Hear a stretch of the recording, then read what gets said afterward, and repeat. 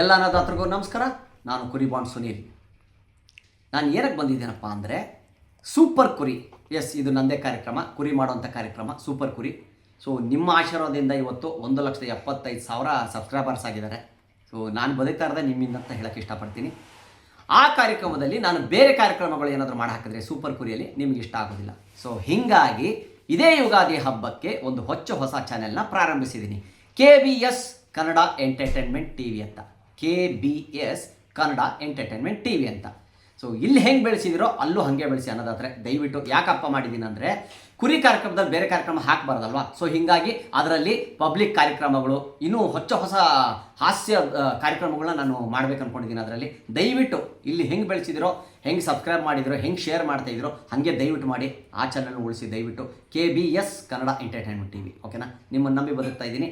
S, ನೀವಿದ್ದರೆ ನಾನು ಅನ್ನೋಂಥ ಹೇಳ್ತಾ ಇದ್ದೀನಿ. ಇನ್ನೊಂದು ಸತಿ ಹೇಳ್ತಾ ಇದ್ದೀನಿ, KBS ಕನ್ನಡ ಎಂಟರ್ಟೈನ್ಮೆಂಟ್ TV. ಜೈ ಹಿಂದ್, ಜೈ ಕರ್ನಾಟಕ ಮಾತೆ.